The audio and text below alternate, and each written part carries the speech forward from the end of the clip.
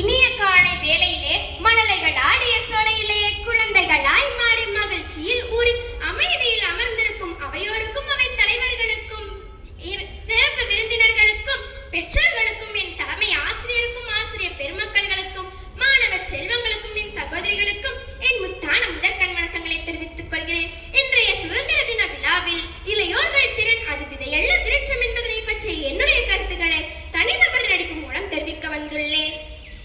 இன்னைக்கு அணுன்ற மாணவியோட வாழ்க்கையில ரொம்பவுமே முக்கியமான நாள் இது. ஏன் தெரியுமா? அவளுக்கு ஒரு தனித்திறமை இருக்கு. நிறைய புதுசான கண்டுபிடிப்புகள்லாம் கண்டுபிடிப்பா. ஆனா இன்னைக்கு அவங்க ஆசிரியர் அவளுக்கு கொடுத்த சவாலை ஏத்துக்கிட்டு ஒரு கண்டுபிடிப்பை கண்டுபிடிக்க போறா. என்ன சவால் தெரியுமா? இந்த இயற்கை பாதுகாப்பதை பத்தி சிந்திக்கிறது செயலாற்றுறது யாரோட கடமை? நம்ம கடமை தானே. அதனால அதை காப்பாத்தினா மட்டும் போதும், அதை மேம்படுத்தணும் இல்லையா? அதை மேம்படுத்துறதுக்கு ஏற்ற மாதிரி ஆனா அந்த கருவி சின்ன கருவியா இருக்கணும். அப்படி ஒண்ணு கண்டுபிடிக்க சொல்லி அவங்க ஆசிரியர் அணுவுக்கு சவால் விட்டுருக்காங்க. அதை அவ திறமையை பயன்படுத்தி அவ செஞ்சிருக்காளா இல்லையான்றதான் பார்க்க போறோம். இவ்விடம் ஆசிரியர், இவ்விடம் அணு என்கிற மாணவி, இவ்விடம் அவளின் தந்தை. என்னம்மா அணு, எப்ப பாரு எதையா ஒரு பொருள் எடுத்து புதுசா கண்டுபிடிக்கிறேன்னு ட்ரை பண்ணிட்டு இருக்க. ஆனா நீ படிப்புல கவனம் செலுத்துற மாதிரி எனக்கு தெரியல. ஆனா உன்னோட இந்த கண்டுபிடிக்கிறத பத்தி உன் வயசுல இருக்கவங்கல இருந்து உன்னை விட சின்னவங்க பெரியவங்கன்னு எல்லாருமே பேசுறாங்களே, அதுதான் எனக்கு ஒன்றும் புரியலையே. என்ன சார், உங்க பொண்ணோட திறமையை பத்தி இப்படி நினைச்சிட்டு இருக்கீங்க? அவகிட்ட இருக்கிறது ஒன்றும் சாதாரண திறமை இல்ல, பயங்கரமான திறமை. நம்ம இயற்கை வளத்தை மேம்படுத்துற மாதிரி ஒண்ணு செஞ்சுட்டு இருக்காங்க சார். ஓ அப்படியா? என்னப்பா கேட்டீங்களா? நான் ஒன்றும் விளையாட்டு பொருளை வச்சு விளையாடிட்டு இல்ல, நம்ம இயற்கை வளத்தை மேம்படுத்துறதுக்காக ஒன்று ட்ரை பண்ணிட்டு இருக்கேன். என்ன பாருங்க, நாளைக்கு தான் நான் முடிக்க போறேன். பார்க்கலாம், முடிச்சு காட்டுமா. மறுநாள் காலையில் தனது கண்டுபிடிப்பினை தனது ஆசிரியரிடமும் பெற்றோரிடமும் காட்ட செல்கிறார். அப்பா, ஒரு வழியா அதை செஞ்சு முடிச்சிட்டோம்.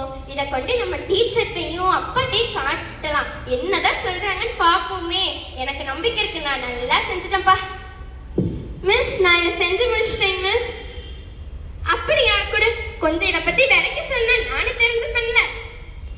கண்டிப்பா சொல்றேன் மிஸ். இதுல இருக்க சென்சார் மண்ணில் இருக்க ஈரப்பதத்தையும் அதுல இருக்க சத்துக்களையும் கண்டுபிடிச்சு நம்மளுக்கு சொல்லும். அது மட்டும் இல்ல, இது தேவையான அளவு தண்ணியை கச்சிதமா விட்டு நீரையும் சேமிச்சு வச்சுக்கும். இதுல சத்து குறைபாடு மட்டும் இல்ல, இதுல எந்த ஒரு பிரச்சனைனாலும் இது நம்மளுக்கு போன்லயே அலர்ட் பண்ணிடுவோம் மிஸ். அது மட்டும் இல்ல, இதுல இருக்க கண்காணிப்பு கேமரா மூலமா எங்க இருந்து வேணாலும் இதை பார்க்கலாம் மிஸ்.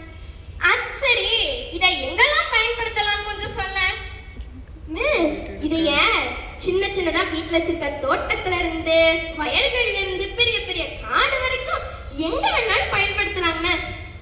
ஓ பயங்கரம் தான். முதல்ல இது பேர் என்னன்னு சொல்லேன். சொல்றேன் மிஸ். நம்ம போன தடவை இயற்கை வளத்தை மேம்படுத்துறதுக்காக ஸ்மார்ட் சுற்றுச்சூழல் பயன்பாட்டு இயந்திரம்னு சொல்லி ஒன்று கண்டுபிடிச்சேங்க மிஸ். இந்த தடவை இதை மேம்படுத்தணும் இல்லையா, அதனால ஸ்மார்ட் சுற்றுச்சூழல் மேம்பாட்டு இயந்திரம்னு பேர் வச்சிட்டீங்க மேம். கண்டுபிடிச்சதே நான் தான், பேர் நான் வைக்காம எப்படிங்க மிஸ்? பரவாயில்லையே, என் சவால்ல நீ ஜெயிச்சுட்டப்போ.